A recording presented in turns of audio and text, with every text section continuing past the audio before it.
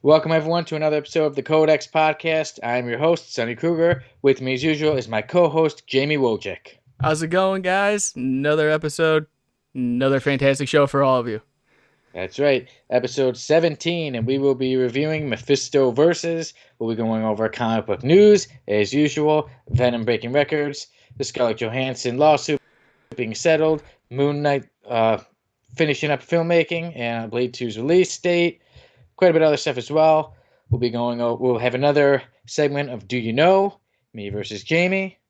We'll be going over our works. We're going over the topic of the week. Since it is October, I picked out what horror villain would you like to see in comic books like Marvel, DC, and Image. So, well, we had a great pre-show today. We're talking about some of our upcoming projects, talking about things upcoming for the Codex Podcast, decoding panels, decoding origins. But we'll get on to that more in our works. That we will. So, now we get on to our first comic news. Venom 2, Let There Be Carnage, breaking some records. Jamie, tell us about it. Yeah, opening weekend. It broke the original for the first movie, and it just makes me more excited to go see it. As I said earlier in the pre-show, if you didn't catch it over at twitch.tv/Codex Podcast so you guys could find out what I'm talking about. But I'll kind of give you a summary right now. It is October 6th. So for those who are seeing this on Saturday when it is uploaded to YouTube, you guys can know. I'm going to see it tomorrow finally. And we'll be doing a whole review. But this is just making me more excited to go see it. There's been so many great reviews. But it's weird because Venom, the first Venom, didn't get the greatest reviews of all time. It was more of like an audience review, which is what I usually go by when I'm looking at like Rotten Tomato and whatnot. But this one has got, the reviews are outstanding, don't get me wrong, but there's so much mixed review. Like, there's so many people being like, this movie is amazing, and then others are just like, why did I waste my money? It kind of sets you back, but you got to go into this knowing that this isn't a Spider-Man film, people. Like, again, this is a Venom movie. Depending on I've been staying away from spoilers for everybody who knows. So if you drop those in the comments, I'm going to close my eyes and hit delete. And whether or not there's anything to do with them in there, I don't want to know. So, but going into this, you got to realize that it's just Venom and Carnage, and that is it. So you're probably going to get a different story being told of how everyone got their symbiote, all this. I'm going in there with that mindset. I used to be the person where, I'd go into a movie and be like, this is so wrong. This isn't the character. And then I just started realizing that it's, movies, and they can change anything they want. And no one has to really care because they're still making money for you paying to go see it. But yeah, they're breaking records, and I want to see where they're at by the time it's over to see if those numbers still match up to what we got from the first movie. Yeah. So I found out, that over the weekend it had beaten Black Widow's record and made over 90 million. And actually, it's like the second most popular October release of a weekend, only behind one movie, and that is Joker. Yeah. So I mean, it's gonna be hard to beat the Joker, but they said it. It did better than the last Venom did. It's beaten Black Widow, the highest grossing weekend of any movie during the pandemic. So that's great. That's a good sign. And then, like you said, like we've come to just know that it's a movie. It's better to go into the movie knowing, okay, it's not going to be 100% accurate to the comics, because like you as well, I would get mad at things if that doesn't go right. How could this character be like that and then that? But when I was just like, okay, you know what? Just enjoy it just as a movie alone. Try not to compare it to the comics. Then I'm able to enjoy them a lot more. 100% true. So it should be good. I'm excited to see it, and I agree with you on people. If they want to post spoilers, feel free to delete those comments. I won't argue with you at Oh all. yeah, no, We're in agreement I've there. literally silenced everything that has to do with the tags of Venom, Carnage, Venom, Let There Be Carnage on all my social medias because I don't want to know. I posted one on my personal page because I was so excited to go see it. Was the trailer, like that 30-second snippet we got of both of them, and Yeah, that was it. Like I don't want to know, I don't want to see, I don't care to know or see. I want to actually have the experience of being there. So yeah. Well, enjoy. I hope I get to see it soon. And I hope you do get to see it soon. Hopefully, it all goes well and you see it, and then you don't spoil it for me, because oh, then I'm texting it's you gonna like be the movie. it's gonna be kind of hard to do this show if I have your number Yeah, blocked. right. I mean, it's like it's kind of blocked right now. You don't answer as it is. So Well, it'll truly be blocked if I see a spoiler. just hashtag blocked yet again. Yeah. Hashtag blocking my co-host.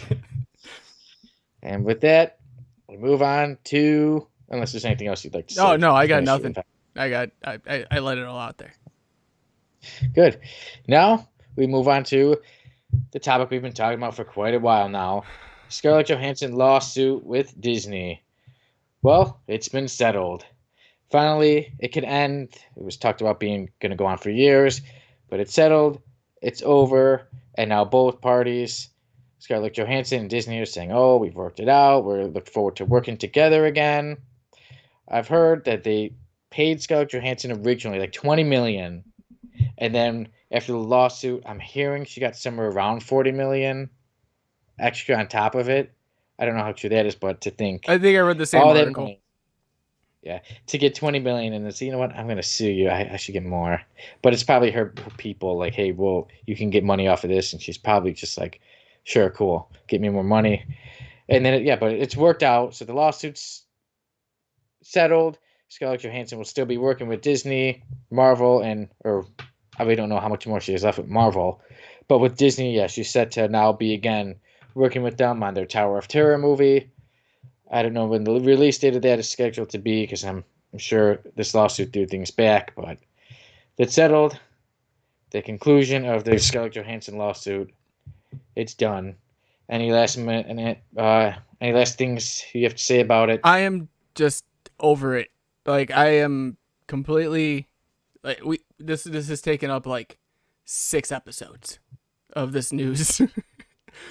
And Yes. it, I'm glad it's over, not just because of the fact that I'm tired of seeing it, but also because of the fact that I think the world is tired of seeing it as well.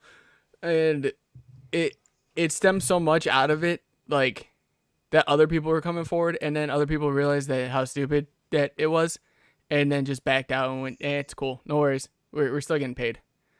So Yeah. I mean, good for her to get the extra money. Good for her to be part of Disney still and have that working relationship. But they're gonna sit back and kind of worry about every little move they make with her now. There isn't Yeah. gonna be that trust that they had through I don't know how many films she was in, like 7 of them or 8, and Something like now that. you gotta continue to work with somebody that's like, I sued you, ha, like. Yeah, I'd be holding back a little bit too on what you're gonna be getting and make sure everything that I've written is clear. Oh yeah, definitely. So yeah, I mean, the end of the ScarJo scandal. I'm happy. Yes, it's over. We can bury it right in my backyard. It's over.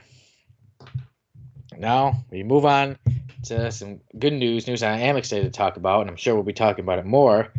Is the Moon Knight? It's finishing. Filming is wrapping up. Filming is wrapping up for Moon Knight. Jamie, I'll let you take it away since I know you love Moon Knight. Yeah. And just to let anyone know, if they do hear noises, we had trees cut down and people are just loading them in the back of their truck right now. So it's gonna be, if you hear bangs, that's what that is. It isn't, me throbbing my head against something. Oh, I hear Yeah. it. I heard the So banging let's try this. from the trees. Yeah. Unfortunately, that's what it's from. But no. Yeah. Moon Knight. Oh, dude. I'm excited. Like, and it was funny because when I was reading it stemmed from one of the people that were actually doing like what do you call it? Like production on the show. It wasn't like the director, the producer, anybody like that. It was just someone that was, I think they were just doing the filming, like the editing process, and like tweeted out that they wrapped, and it just went nuts. So everyone's trying to like speculate now when the show's gonna come out, and I hope the sooner. But I want pristine like Moon Knight. I don't care about anything else.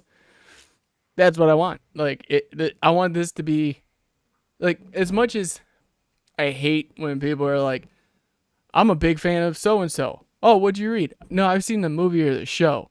This is the show that I'd probably be like, all right, I got you. No worries. Like, I understand 110%. So yeah, no, I'm happy that it's gonna be coming out hopefully by the maybe summer next year. I would assume in my mind that that'd be a timetable for him, or earlier. But Yeah, hopefully they just take their time. I want the best out of this, because yeah, this one they got to get right. Like, I can understand Venom and all that, but don't screw up Moon Knight for me, or I will unsubscribe to Disney in a heartbeat. I'm sure they'll be devastated. I know that one dude that but runs a podcast. It doesn't mean anything to him. but I get what you mean too. Like, I'd rather have them take their time and make it as close to perfect as possible, as opposed to rushing it and then it not being so good. So I'm looking forward to it. Hopefully it is a great one, and us true comic book fans are the most people pleased by it. Right, exactly. And and from what I've read and from what I've seen so far, they're playing it close knit to the comic. I don't know which one they were going with, but any of them work for me. Cool. We shall see. And we'll keep you updated. I'm sure there'll be more comic news, obviously, on the Moon Knight series as our episodes go along. Mm-hmm. And now we move on to, my favorite series, X-Men. So, an important scene in the X-Men continuation is being altered or rewritten. This mentions Inferno #1 that's just coming out. In Inferno #1, they've rewritten a scene that was originally done in House of X #2. And in the scene in House of X #2, it is that Destiny, who works at Freedom Force, at Mystique, Blob, and all of them. And Destiny, she hasn't been in the animated series. She wasn't in the movies. I think she's a pretty cool character. I'd like to see one day in more stuff. She sees the future. And she's seeing Myra McTaggart. I guess I'm trying to keep I was reading the article. I'm trying to wrap my head around it all. And they're saying Myra McTaggart of all these different universes. And Destiny sees like 10 different ways, 10 different like futures of her. It's like possibly 11. I don't know how that It's is. like a Doctor Strange thing. Yeah, one of those things. So then she has Pyro kill Myra McTaggart and burn her. But the scene's being rewritten to have more added to it, to change a little bit up. I have not read it, so I'm not too sure exactly how changed it is. But we shall see. Like I said, with X-Men, it seems so, when I hear about it, that there's just so many universes now. You're not sure who is who. Like you said, it's pretty much like a, Doctor Strange thing. With all these multiverses, it's pretty much madness. Yeah, and that's exactly what it is the whole time. Like, when Hickman came in, he basically stopped the whole any hero can die. They came up with a way to fix that, where none of them, even if they did die, they just were back right away. But yeah, with the whole rewriting of the scene, I don't know exactly what it was for, or altered or rescripted for particularly, but I think it'd probably be a good move. I know Hickman's writing and how his brain works with writing, I want to say, because I've read a lot of Hickman. So if he's making changes in something, it's for the better, not the worse. Like, if they said that, I don't know, for instance, like, Teenie Howard was rewriting. I don't know a lot of Teenie Howard.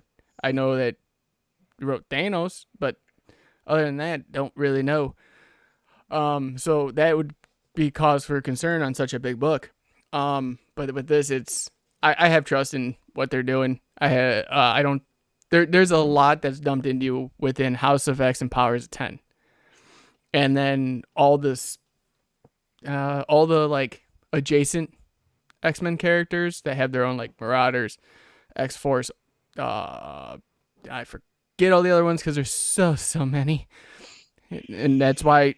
Can't blame you for it. And that's why Hickman brought it all back together. But for having that big of a universe, if he's doing one minor change, there's a reason. So I'm all for it. Most people will probably be like, can't believe they're doing this already through the first issue. Nah, you're good. You got Hickman. Pump the brakes. Yeah. You're gonna be great. No worries. I agree with you. Well, if somebody wants to keep us up to date with all this X-Men stuff and fill me in, feel free to message us or comment to kind of keep us in the loop about all these many worlds they got. But like I said, I feel confident that Jonathan Hickman knows what he's doing. And now we move on to Keanu Reeves' Brzrkr show, getting the Batman writer Mattson Tomlin working on it. Jamie, I'll let you take it away. I'm excited for this. I'm loving Brzrkr. I'm loving the idea of it. It's like John Wick meets Diablo, the video game. It's nonstop brutal action. And them bringing it, I think, as Netflix is taking it, is outstanding to me. Like, you're gonna be able to do so much more now with the character than if you were gonna put it on something like, I don't know, Spike or whatever Spike is now. So, it's only 6 issues right now. I think it's a 12-issue maxi series, and it's already been greenlit and they're already working on it. Yeah, it's crazy, and I don't remember if Keanu Reeves is going to be the main in the show, which I don't think so. But if he is, it's alluded to him. He looks just like the guy. Like they made it's him. Like why not? But having that Batman writer on there, or the Batman writer, I'm trying to say it correctly for people that get mad. Which Batman writer are you talking about? Well, I'm talking about the one with Mattson, so the Batman, or the Batman director.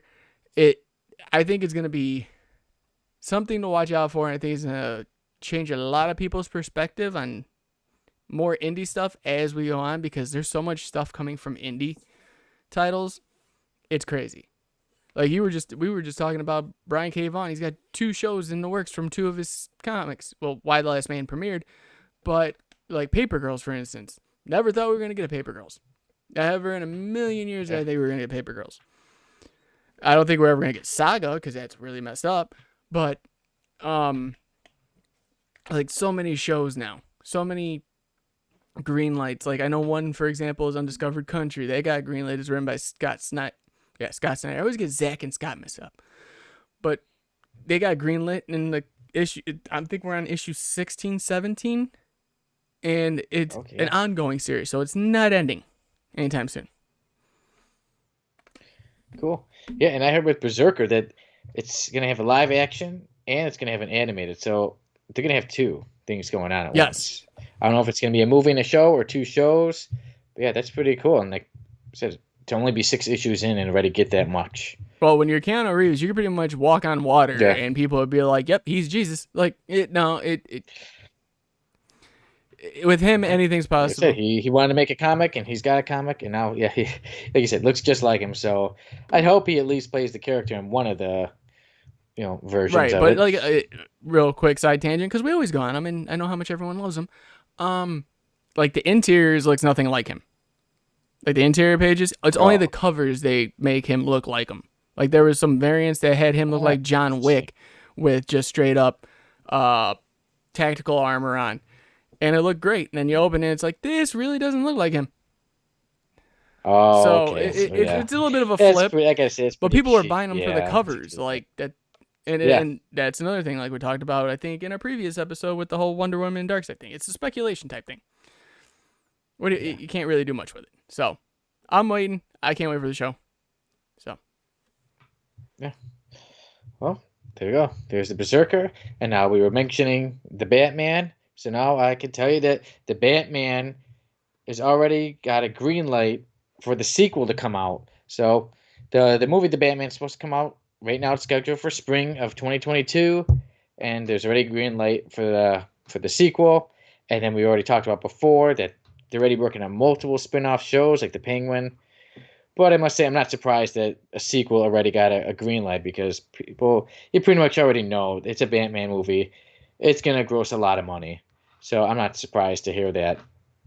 What about I'm you? not surprised to hear it. I've from the pre-screenings that we got. So from the for those that don't know, they did do pre-screenings. Like I think it was a month ago, a month or two. Don't quote me on that, but I know there was pre-screenings because it blew up all over social media. But from the reviews I saw, that first I think it's almost up to 3 hours long for the first movie. So obviously you're gonna be there a bit. So bathroom breaks are required.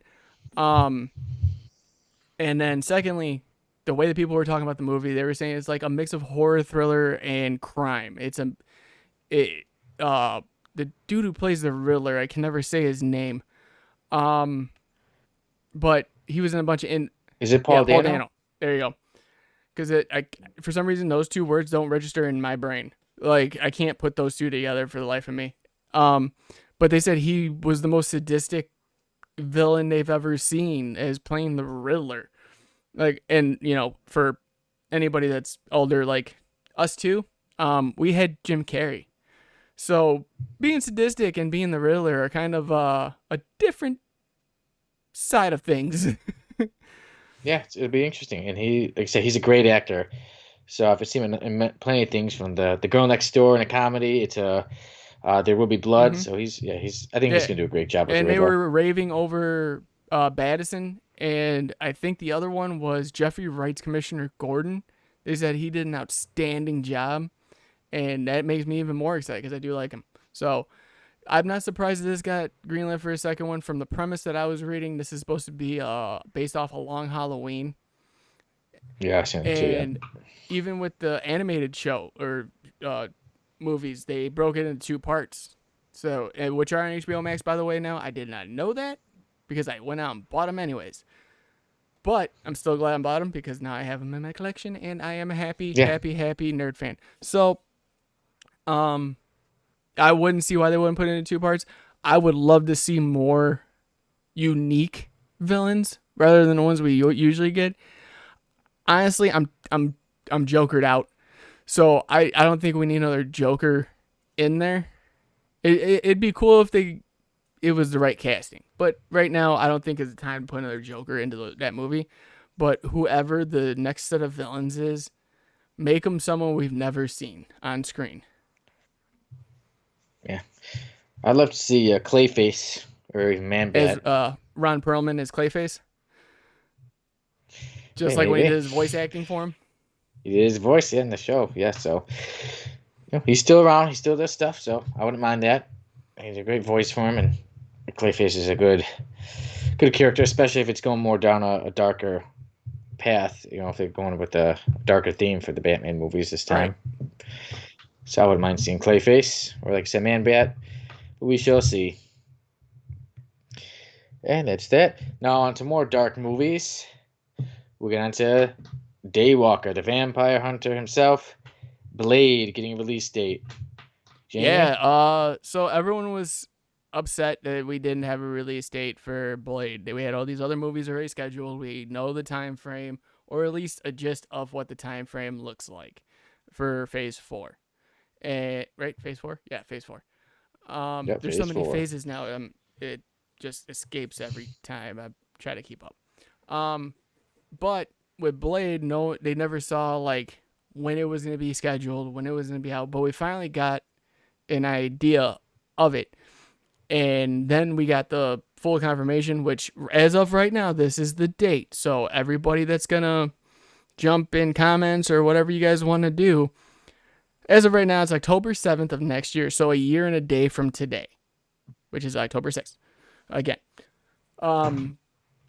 And I'm actually excited because I didn't think we were going to get this for another at least 2 years. Like, not 2 years, like 2023. Yeah. So, for me, I'm excited.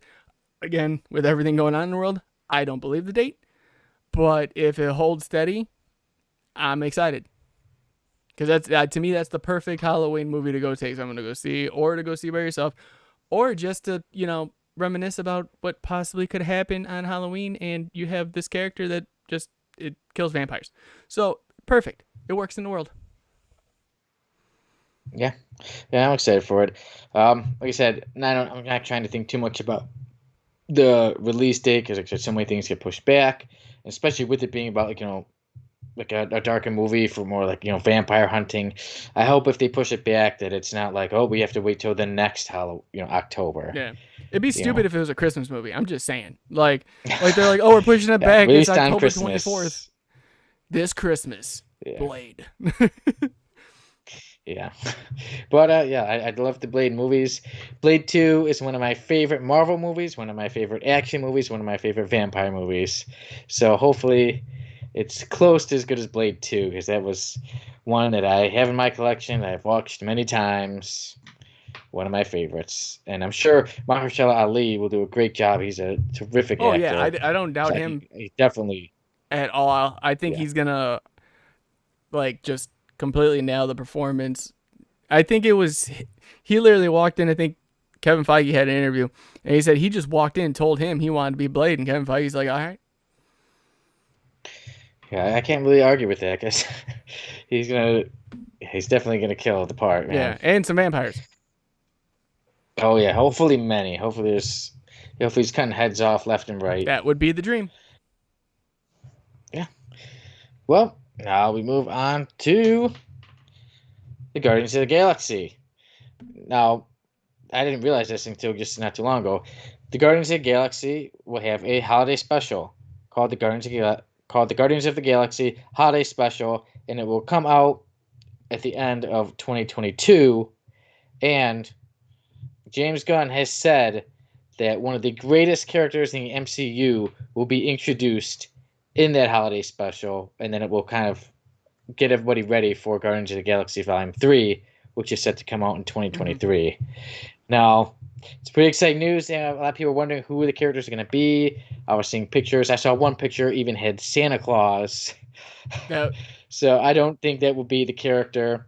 There's some people are saying Nova. Some people are saying it will this introduce Silver Surfer. I think that's a good pick, possibly Silver Surfer.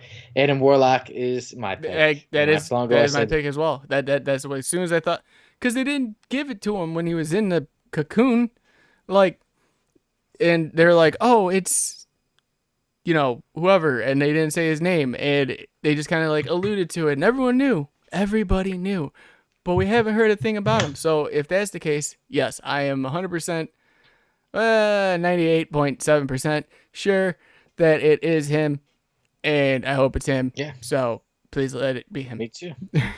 Yeah, like I said, I had him as one of my. I picked him as one of the most underrated characters, and even at the end of Guardians of the Galaxy, Volume 2, the post-credit scene. I'm trying to remember who it was. His mom, but she's gold, obviously, and she says, "I'll name him Adam." So I was all excited, and then quite a few movies been going by, and like I said, there's been no mention of him. So hopefully, I'm hoping that is the character, that it is Adam I'm Warlock. also hoping that this holiday special is not as bad as the Star Wars holiday special that they got so many years ago, because I watched it and I was, I didn't yeah, see it. don't. It's they even tell, like, every actor tells you not to even see it. So it's like Ryan Reynolds telling you not to watch Green Lantern or X-Men Origins. So yeah, dude, like, just to have that be amazing. But if I had to make a second pick, I would like it to be Silver Surfer, so that way it ties into something with Galactus and the Fantastic Four. And I will leave my comments at that because I don't want to keep going into it and people be mad. So Well, that would be awesome too. All right, man. So that is our comic book news for this week. Next week we'll have plenty more to talk about because I'm sure a lot more will happen. And now it's back to Do You Know? So I'm up at 3-2. Last week we were 1-1. And now this week I will let you start the questions. okay, so now are we still going me all the questions and you all the questions? Well, you won, me won. Yeah, we right? can do it that way. Switch We off. switch off.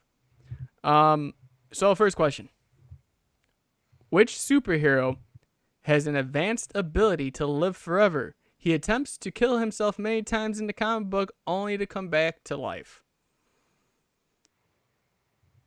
Deadpool. Mm-mm.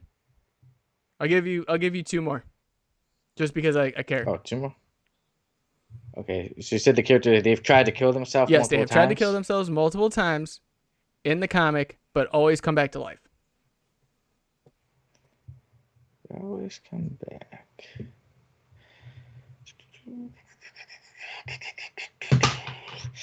I do not know. At all? You give? I Okay, do not so know. it's Mr. Immortal. And I vaguely remember Mr. Immortal, only because of the fact that I do remember that being the first instance for me, seeing something like that, and then everyone else had a regenerative ability like Deadpool, Wolverine, Lobo, and they come back with a cell. So he kind of kicked off that whole, to me, that whole idea of bringing everybody back from the dead every time. Cool. I'm not too familiar with Mr. Immortal. I'll have to A little bit more research. check out some of his stuff. Yeah, check out some of his stuff. What is he mainly in? I'm trying to think if it was like the first appearance of him, because I mean, is he DC, Marvel? DC. Okay. But yeah, no, it's I think it's a great character to start with, like thinking of. So Cool. Well, Jamie, now I move us to Marvel. And how we were talking about decoding origins, we mentioned that we will be doing the character Dazzler. oh dear God, this is a Dazzler question. Yes. Interesting question. In the Marvel graphic novel, Dazzler the movie, Dazzler, do you know this? Do you know the Elton John song that Dazzler sings? I hate you. Like burning passion. That's what makes it good I know, for the show. I know. Give me a minute. I'm thinking, because there's a couple that are Rocket Man. No, Dazzler does not sing about being a rocket man. The song. For some reason, I was thinking you were gonna guess. I know, Rocket that's Man, the only. it's the most known song. I don't know, Piano Man. Something to do with man, because it's Piano Man. Wrong artist. I know. But the song, the Elton John song that Dazzler sings in Dazzler the movie is "I'm Still Standing." Okay, I don't know it, so you got me there. Maybe when you hear the song, you might have been like, you know what, I've heard the song. Probably, because that's how most of my life is where I hear stuff like on the radio, and again, side tangent, and it literally like doesn't resonate with me, and I'll see it on like Spotify on my playlist, and I'll be like, oh, this is like.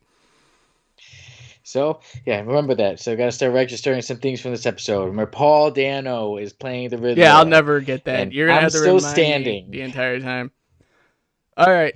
I have to send you that song. I'm Still Standing, so it could haunt you forever. I'll play it while I work out, I guess. Yeah, it's a perfect workout song. I'm Still Standing. Surprisingly. Make sure when you go to the gym, make sure everybody could hear that. That's what you're rocking. We'll walk in there with some like Ric Flair robe. It'd be great. Okay, Sonny. So perfect. This one you're probably gonna get, because I always throw an easier one in there for you, because I do care at some point, unlike you. Sonny, do you know what is the name of the alien Green Lantern that gave Hal Jordan his ring? Eben Sur. There you go. Got it. Yeah, now Sonny's going to give me one. Ooh. In issue 126 of X-Men, page 13, panel 2. What are they doing? No. Not that. But now I have to talk to you about, it is October, so I have the perfect excuse to mention my book called Killing Set in Motion. I thought we talked no more books. Hold on, because it goes to the comics. So the main character is a serial killer. That's what it's about. His name is Lance, and his last name goes with a Marvel supervillain. Oh, because, yeah, I remember. Do you know the villain? No. It's a villain we've been talking about Mephisto. for a while. No, it is not. Mephisto. Like I said, dude, like when it comes to your books, that does not count for me. It only counts in the comic book world. But it's that comic book world. So his name is Lance Carnage. Okay, yeah, I didn't get that one. There you go. Yeah, I was like, yeah, maybe you can guess because it's kind of obviously random, but like I said, it goes at we're talking about Venom. Let there be I'm carnage. subtracting a point away from you for this. Okay, All right, your turn. Sonny, do you know? Do you know what color of kryptonite that is the only one that's harmful to Bizarro? Go to Bizarro. I'm going to say red kryptonite. No, it's blue. Blue kryptonite. Okay. Yeah, so woohoo! You didn't get that one. Well, now I know about blue kryptonite. Yeah, I mean, okay. there's honestly there's so many, like, people always resonate with green and red, preferably. Yeah. But there's, I mean, you've seen Smallville too. Remember how many colors there was? Yeah. It was like the rainbow. Like, Yeah, I love when they'd be on the red kryptonite and they'd do all this stuff, and then when it was all settled, they'd say, "Oh, I'm sorry, I did this, I destroyed these buildings and all that," and they'd say, "It's okay, you weren't yourself." yeah, just And all was settled. just walk it off. You're gonna be fine. Everyone Yep, can you build weren't job yourself that day. security. So Yeah. Still love Smallville. Well, speaking of shows about coming of age, we mentioned, you told me to bring it up last week. Are you ready for this one, Jamie? absolutely Are not. you ready to really hate Is me? it a series about a series? Oh, no. Okay. We're talking about Dawson's Creek. Oh, okay. I guess I screwed up there. Okay, Jamie. I'll let you lead this one off, so I will ask you, do you want to go with Marvel or DC? I mean, I gotta go with home, so DC. Okay. Then when it comes to DC, so Dawson's Creek has two leading ladies. One dated somebody, obviously they play characters. One played a character, is the love interest in somebody in a Marvel movie. The other plays the love interest in a DC movie. Only one. Batman Begins. But so there you go. I was gonna say, who is the love interest? Dude, I was about to say I don't have an answer, and then I forgot that they switched for the Dark Knight because I was about to say Dark Knight, and I was be like, no, that's not it. But yeah. So you got it. So somebody has been watching this. No, Dawson's because I Creek, do love Katie Holmes. He knows that Katie Holmes. Yeah, so you love Dawson's Creek, and you know that Katie Holmes played Rachel in the Batman Begins and was the love interest of Batman. I thought we were going like full another book, and I was gonna be like, I quit. So there we go. Today again, 1-1. So now it's what, 4-3? I got the Eben Sur question. 4-3. So I got the Eben Sur question, and Jamie got the Dawson's Creek question. I'm glad you did your research. I didn't have to do research. I just knew that she was in there. I'd never seen an episode of that show in my life. Mm-hmm. I know. Never seen Sex and the City either. You should. I don't. You should. Well, there we go. Next week, no, I really don't think there's anything with Sex and the City that I'd be able to relate to comic books. Maybe you'd find a way. You'd find a twist. Yeah. You're right. Yeah, this actor appeared in there, and he also appeared in there. But for now, there we go. That is our Do You Know? Like I said, today 101 overall, 4-3. Thank you, Eben Sur, for letting me get at least one today. Yeah, you're welcome. See, I at least give you an easy one. You just don't give me anything. You're just like, yeah. I knew you would do your research on Dawson's Creek. You got it. Before I finished the question, you nailed it. I only knew because of one person. If I didn't know who she was, there was no way I was getting that answer. At all. Who was the Marvel one, by the way? Michelle Williams, who is the love interest of Venom. Oh, okay. Okay. Cool. Because I was like, what? Yeah, so there you go. I was going to go with Michelle, Marvel, the love interest of Venom, or DC, the love interest of Batman. So there we go. Do You Know is in the books. And now, our new segment. I was telling you about this, Jamie. Dreamland. So, Jamie, every now and then, I would love to have dreams about more comic books, but maybe like a week ago or something like that, I had this dream, and it was about, I was watching a trailer, and in the dream I was so excited, and I woke up excited, even though it was just a dream, and it was that there's a new Spider-Man movie, and it was a trailer for. It's about the Sinister Six, and what I remember is Spider-Man had the symbiote. He had the symbiote suit on as he was fighting, and him and Craven the Hunter were fighting like all over New York, and it was just they were destroying everything fighting. And then I'm trying to remember who else was in there, but I remember Shocker was in there, and Shocker he had the colors of Shocker, but for some reason over his mask you could see his beard fully, so it was kind of weird. Yeah, but I was really excited about the Spider-Man fighting Craven, and I was like, man, maybe one day we will get that Sinister Six movie. But it was pretty cool to see a trailer in my dream, and then I'm like, now I want to have more superhero and comic book dreams. And then now I ask you, you have any superhero dreams? No, I have a lot of dreams about this show and what we need to do for it. So, I mean, that's about as far as you get. I mean, not just this show, but the multiple shows we run over on our YouTube channel at, the Codex Podcast. Go check it out because there's a lot. But yeah, I usually I don't dream much. I mean, I have daydreams, if that counts, but nothing in particular for that instance. But yeah, no, most of it's just what we're going to do here. Tell us about one of those dreams. Tell me about a dream that you had about this our show. promos. I called you. But the dream, talk us through the dream. I called you about it. In the dream, what happened? I told you, me and you went back and forth in promos about, you were doing your whole 80s thing, some woo, energetic Ric Flair stuff, and I was basically Attitude Era. And that's what we did.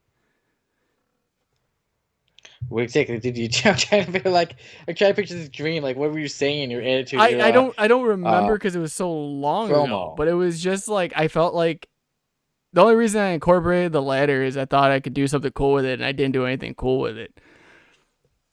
That was it. Yours was just you being energetic and just basically telling me how you're gonna rip me apart, and you did just that. It was great and good for you. But for me, I had this idea, and then I just kind of went away because I couldn't remember it anymore.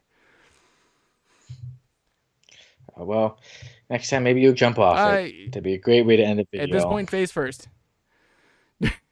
There you go. Yeah. See, everyone's got a dream. Yeah, we got a dream, and every now and then we go to Dreamland, and like I said, if it goes to comics or the show, let's bring it up. Well, there we go. There's our first segment of Dreamland. Now let's go on to On the Hunt. Jamie, I've been on the hunt for this book. Have you heard of What If Rick James had become the Hulk? Do you have it? I have to check my catalog, but no, I don't. I doubt it. I don't think I do. I think I've got maybe 5. No, maybe 10 what ifs, but I don't think I have that one. I think I got What If Hulk killed Wolverine. Okay. I think I had. But have you ever? I've seen the cover of it, and it looks funny. Have you ever seen it in the store? Yeah, I've seen it multiple times, but it's expensive. You've seen that What If Rick James? Yeah, I think they got one at my shop. They haven't at your shop? I think they got one at my shop. Well, I've got to see that because welcome to a new segment. The new segment, Tricking Jamie. There is no What If Rick James. No. About what do you call Hulk. It? What's his name? What if Rick Jones was the Incredible Hulk? Okay. So pretty crazy about Rick James. I just know that I know the cover you're talking about. I saw the Photoshop cover. I saw the Photoshop cover though. That's first I did see there is a Photoshop. You can look it up online. What If Rick James? No, I know the comic you're talking about though. Hulk. There is a what if for What if Rick Jones? Yes. Become his partner Rick Jones. Yeah, and then somebody edited it and photoshopped it. Photoshopped and made it Rick James. Yeah, no, I know it, but I know exactly who you're talking about. I didn't put 2 and 2 together because I did see the same thing, so that's why I thought, I know which one you're talking about. They have the one at the shop because it's the one where he's literally they Photoshop him right in front of him. Yeah, you see Rick Jones turning into the Hulk. Yeah, so that's the one I was thinking of, and I'm like, yeah, you're right. And I was like, I know they got that one, and I didn't think of Rick James for life of me. I just heard the first part. I just went with it. I didn't care. Okay. Don't at me. Yes, add him about Rick James. Yeah, funny, Sonny. Good one. Okay. So my real on the hunt though. Now I could start And thank you guys joking. for showing up. This has been a I could great be angry episode. now. And Sonny is no longer allowed to speak. I am muting his mic for the rest of this episode because he just I likes thought you to. wanted to see me be angry. Huh? I thought you wanted to see me be angry after I'm joking, I'm smiling. Don't you want to see me be mad every now and then? No. It's very nice of you, but I'm going to talk about being mad. Am I on the hunt? So remember I was talking about Quasar number 30? I don't know. That'll- I don't remember that one. Rick James on the mind? It's just pissing me Come off. on. It's making me mad Come now. on, Super Freak. Come on. That's his song. Oh, So I did know. I thought that was Rick Jones' song. yeah. Well, they do look pretty similar. Okay. So on the hunt is for Quasar number 30. And then I think I'm going to get it on eBay with some other Quasar comics, number 29, where Quasar looks pregnant. I was like, what the heck? And then all these other Quasars. I'm about to get it. And see, this will make you happy, Jamie. And then I place my bid not so high. And then suddenly, some jerk beats me in the bid. So I raise my bid. It still says I'm beat. I raise my bid again. It still says I'm beat. And I keep raising this bid. And this dang person, this jerk, I don't know how high they put it. And I lost the bid. And now I don't have Quasar 30. I don't have those other books. I won't have a mail call this week. I just plain old lost. So I'm sure you'd be happy about that now after I got you with the Rick James thing. But yeah, so that jerk, they should have just let me get the comic. Stay out of my way so I don't have to pay so much. And I can show you guys my comic's worth a lot of money. But I didn't get it. My on the hunt continues. So there's that. Jamie, are you on the hunt for anything else? Not at the moment. I already talked about it in the last on the hunt. All right. So, which, if you guys don't remember, is Batgirl from the New 52, the series. Batgirl from the New 52. Any specific issues you're looking for? No, the whole. I think I need like 7 through 40. Okay. So. Okay, well, good luck. Hopefully. Anything 25-cent diving, I'm gonna do. Nice. So hopefully you get like a lot of them or something for a good price, and nobody beats you in the bid like that jerk beat me.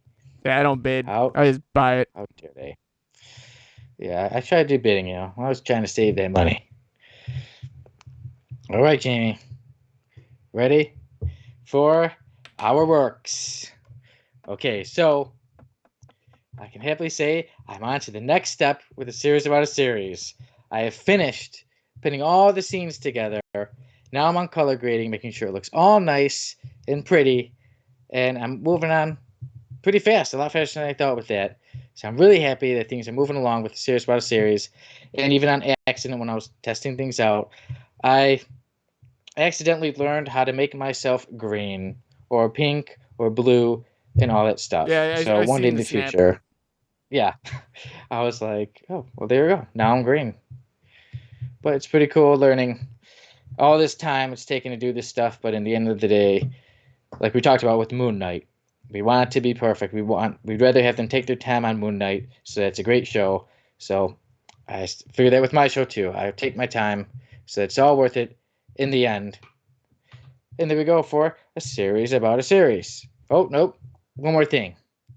I don't know if you know this, Jamie, but, you know, like I said, working on color grading, then it gets to audio. Mm-hmm. But the man who does the music for the Codex podcast and Decoding Panels, our opening theme song, our ending theme song, Dave Marcusic, is on board with the series about a series and has been working on some music that will be used on the series. Yeah, I know. He called me and told me about it. Yeah, so he's on board. So there we go. It's moving along. I'm very excited for it, very happy about it all. I'll make sure it all comes together nicely for everybody to enjoy. Good for you, bud. Thank you, my friend. Now, I know you've got a lot to talk about with the Codex podcast and everything we've got going on, man, so I will turn it over to you. Yeah, I've been busting my tail trying to get everything done within our YouTube channel. We've put 23 days out straight of content. Today is the first day. Yes, today is no, because technically we're doing the podcast, so this isn't technically the first day. So tomorrow would be the first day I actually have where I'm not doing anything that has to do with editing, creating, listening to people's voices over and over again until my eyeballs bleed.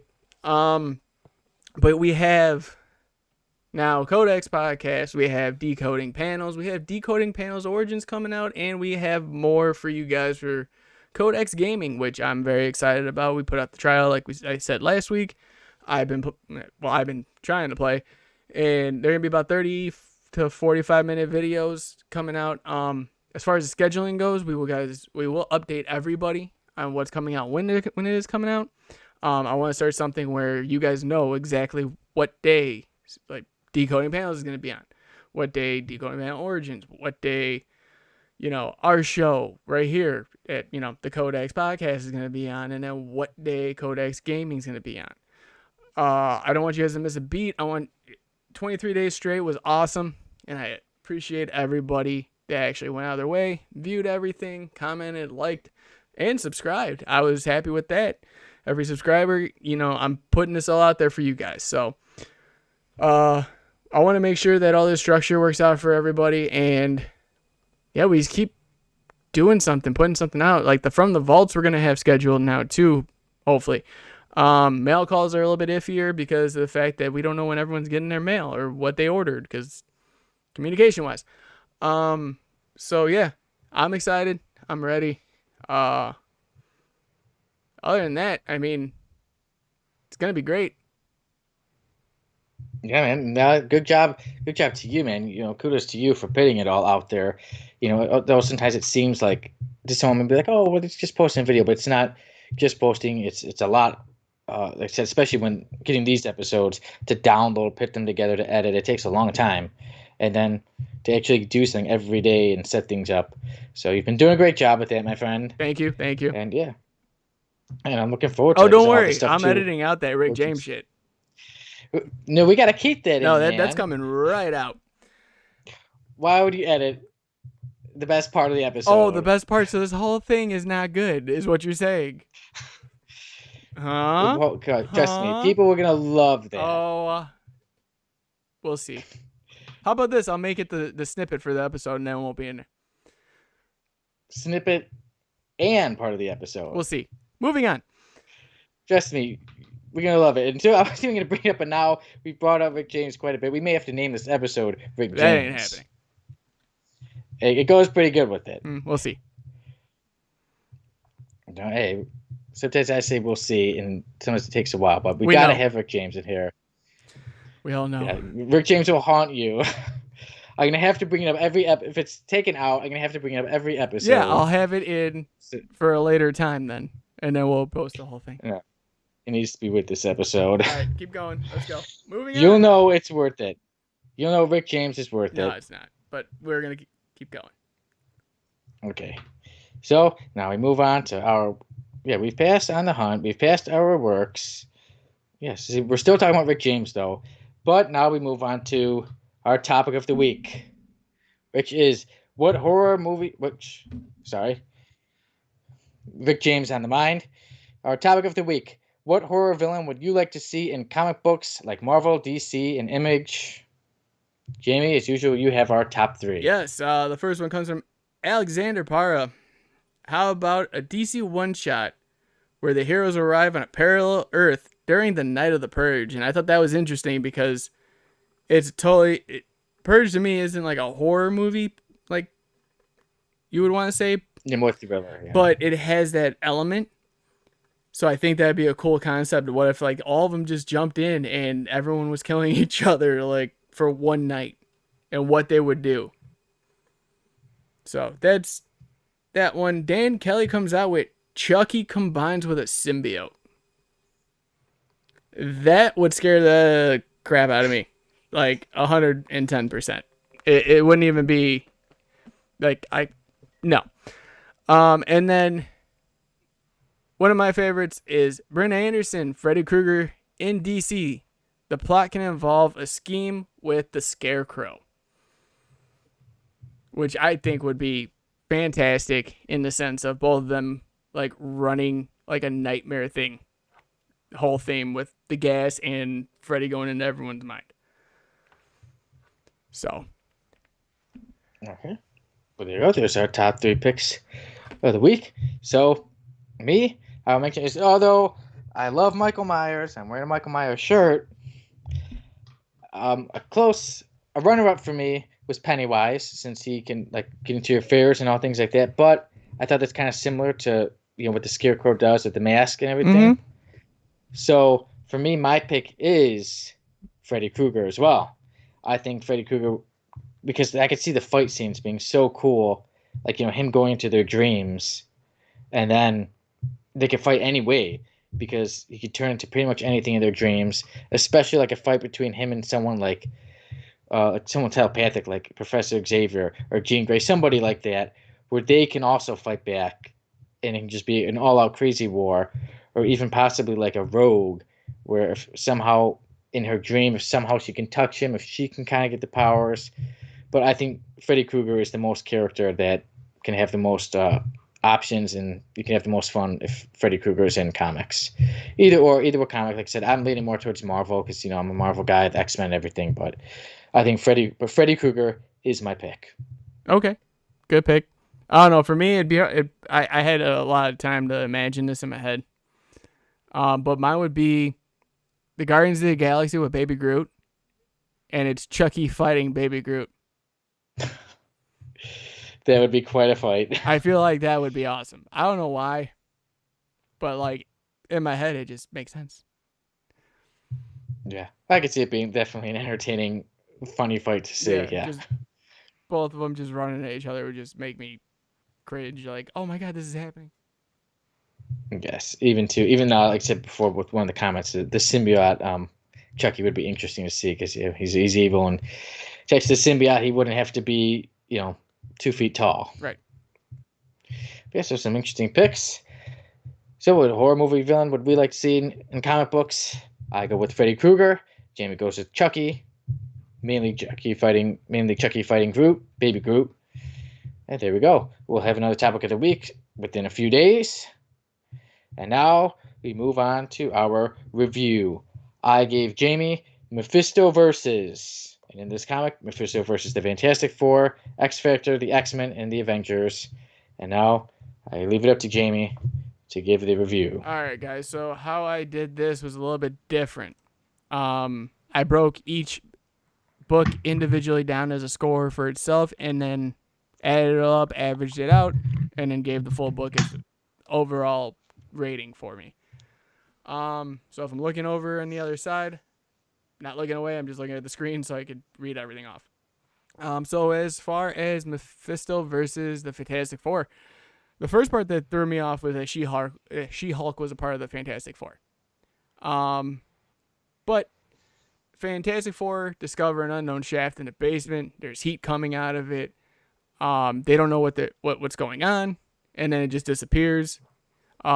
We see Franklin is having some type of premonitions about what's going to happen with his dad. His mom keeps saying over and over that he doesn't want his dad to die, and he confronts the family. Now, after this, Reed kind of sits there and says, like, from all the premonitions that he's had, they've come true. There was no reason for them to doubt their son.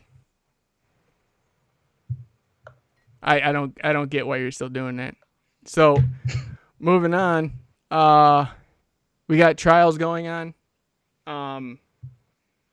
Basically with Ben Grimm being jealous of what Johnny Storm's doing, or Johnny Storm's doing. Johnny makes a few bad references, back to Grimm, and then he disappears. We have Johnny where he kills an entire tennis stadium, he takes everybody out with a blast.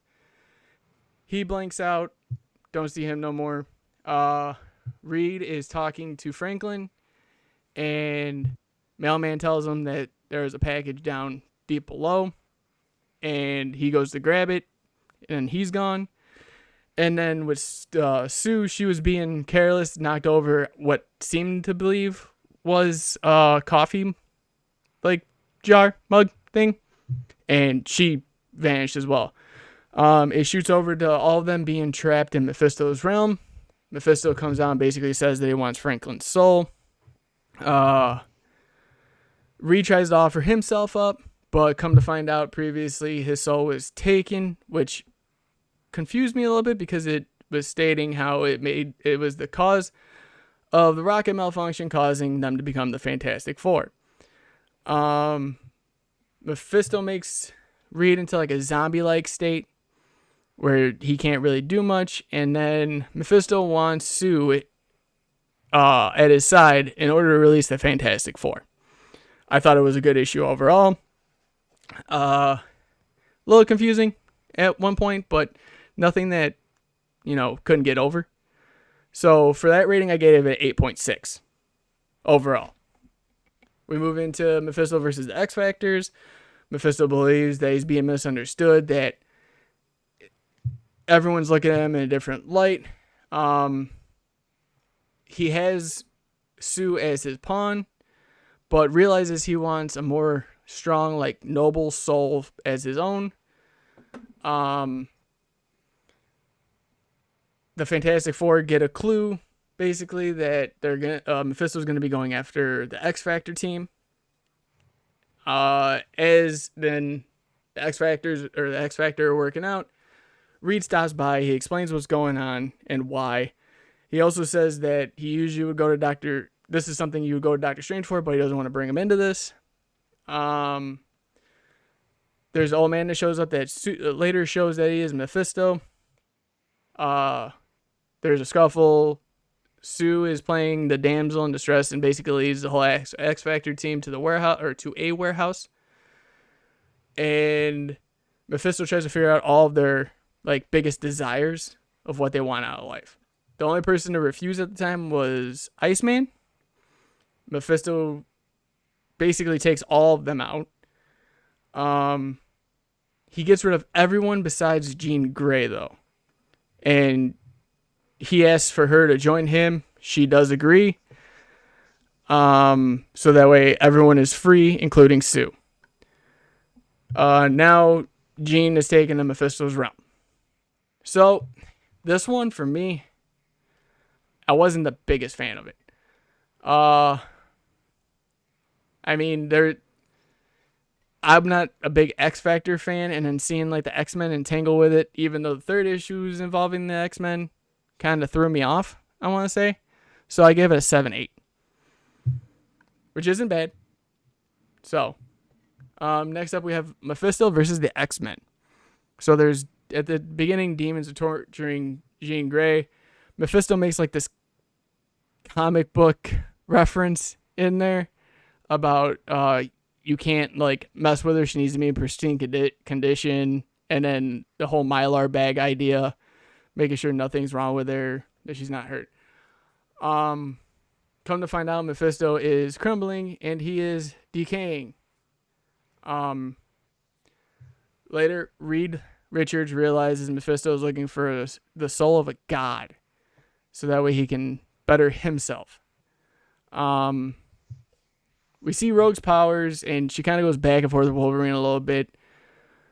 Rogue meets with Mephisto, and there's an exchange between both of them, and then there's a kiss between both of them, which threw me completely sideways. Mephisto realizes his powers are being sucked away. Rogue tries to save the X-Men, but in her mind, she's actually taking all their powers. Mephisto actually had her doing this all along. He had full control. He shows that he was never afraid of her to begin with. And it's ending with Rogue realizing she gets all the X-Men captured. So for this one, I actually did enjoy this. Even the whole kiss part, the whole everything in there. Overall, I gave this one a 9 for me. Moving on, we have Mephisto versus the Avengers. So we see the X-Men from the past issue, but there was a little bit of a problem with me with this because some of them weren't there that were in the last issue, which is a little weird. If you look back, you'll see, I think Longshot was one of them that was missing from the book before to this one. I think at one point he threw Longshot aside and he said Like, I don't need him. He's from another Yeah, planet. He doesn't have a I know soul. he like, but like him just not being there at all, kind of. I was like, he'd still be there, wouldn't he? Okay. Unless he threw him into another realm. Mephisto is visited by the living Tribunal. He tells Mephisto he's basically changing everything, the multiverse, the landscape of everything. Mephisto explains that he's losing his powers, and finds out that Mephisto's true prize is Thor's soul. Now, we see Thor's beaten up from a battle previously, and then jumps to the Avengers, and also, which was my favorite part, was the West Coast Avengers show up. They encountered like the whole flame wall that we see throughout the whole series, or the whole 4 issues of Mephisto. Hela arrives to confront Mephisto, telling him not to take Thor's soul. Mephisto, again in comic book fashion, traps Thor in Mylar. The Avengers fight Mephisto, but they get bested by him. Thor is taken to Mephisto's realm. Mephisto tries to persuade Thor to join him while Thor resists. Let me scroll down because I lost the page. Hela comes out basically warping the minds of the Avengers on why they're there and why they don't need to be there, and the Avengers leave. Mephisto tells Thor he did all this so that he would be ready when Hela is ready to fight, so that way he can best her. I don't want to give too much more away on this part, but this is my least favorite of I think all of them. My favorite part about this issue was the West Coast Avengers popping up in it, so I gave it a 7-1. So all of them combined, I give the full for Sonny's trade overall is an 8.1. Okay. Jamie gives Mephisto versus 8.1. And now, like I said, you were pretty much going over it. So I'll just quickly talk about it. Yeah, this is one I read years ago, and then obviously revisited it so that we could do it now. But yeah, like I said, you pretty much covered a lot. The one thing I would say with me is that I did feel sometimes there would be a lot of talking. That sometimes, like, okay, it didn't need to go that long. I'm fine with talking.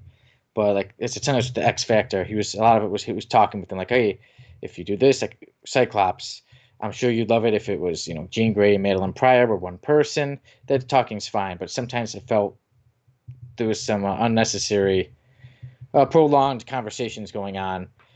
But overall, I liked it. I think it's a pretty fun book.